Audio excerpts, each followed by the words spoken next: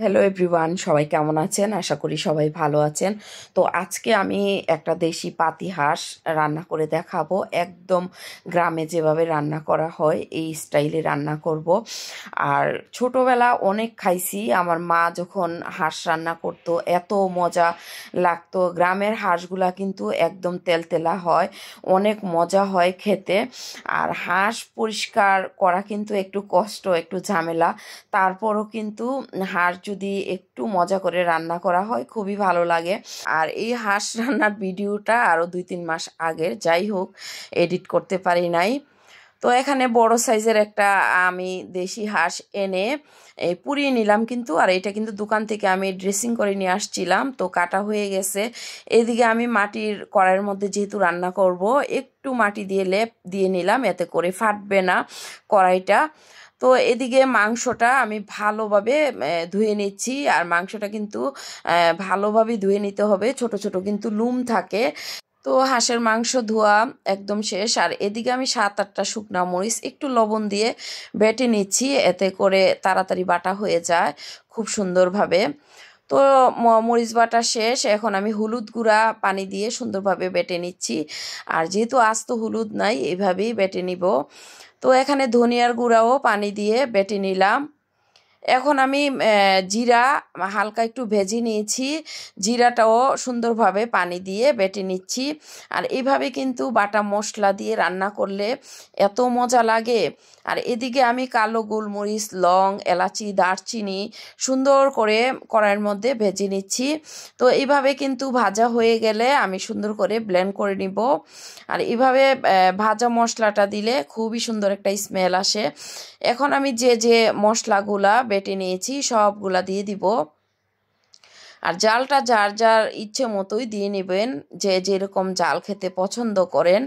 তো এখানে আমি যে ব্লেন্ডারে গরম মশলাটা গুঁড়া করে নিয়েছি, এখানে উঁচা করে 1 চা চামচ দিয়ে দিলাম, স্বাদ মতো লবণ দিয়ে দিলাম, তেজপাতা ছিঁড়ে দিয়ে দিলাম, আর সাদা তেল দিয়ে দিলাম কম কম 1 কাপের মতো, পেঁয়াজ কুচি দিয়ে দিলাম 1 কাপ। এখন ভালোভাবে কিন্তু মাংসটা মেখে নিতে হবে, যত মাখা ভালো হবে তত টেস্ট ভালো আসবে।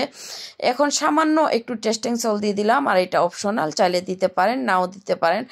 তো ভালোভাবে মাখা হয়ে গেছে, এখানে আমি কাঁচামরিচ দিয়ে দিলাম 4-5টা। আর আমি ভুলেই গেছিলাম আদা বাটা, রসুন বাটা দেওয়ার জন্য।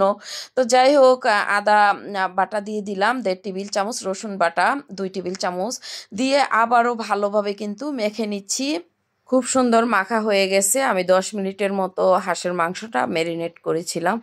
এখন কড়াইয়ের মধ্যে দিয়ে আমি লো এবং মাঝামাঝি আছে মাংসটা রান্না করে নিয়েছি 10 মিনিটের মতো। এখন ভালোভাবে কিন্তু নেড়ে দিতে হবে।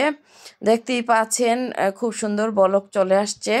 তো এদিকে আমি কয়েকটা আস্ত রসুন দিয়ে দিব। আর রসুনটা কিন্তু দিলে খুবই ভালো লাগে, আর রসুন আমাদের শরীরের জন্য এমনিতেও ভালো। তো আমি কিন্তু মাংসটা আরও 15 মিনিটের মতো খুব সুন্দর কষিয়ে নিলাম। এখন আমি গরম পানি দিয়ে দিলাম, এখানে পরিমাণ মতো ঝোল। তো এটা দিয়েই কিন্তু হাঁসের মাংসটা খুব সুন্দর রান্না হয়ে যাবে। তো এইভাবে আপনারা মাটির কড়াই বা মাটির পাতিলে কিন্তু রান্না করতে পারেন, অসম্ভব মজার হয়। এখন হাঁসের মাংসটা ঢেকে দিলাম। তো আমি মাংসটা আরও রান্না করেছি 10-15 মিনিটের মতো। দেখতেই পাচ্ছেন মাংসটা কিন্তু খুব সুন্দর রান্না হয়ে গেছে। সবার শেষে এখানে সামান্য একটু ভাজা জিরার গুঁড়া দিয়ে দিলাম।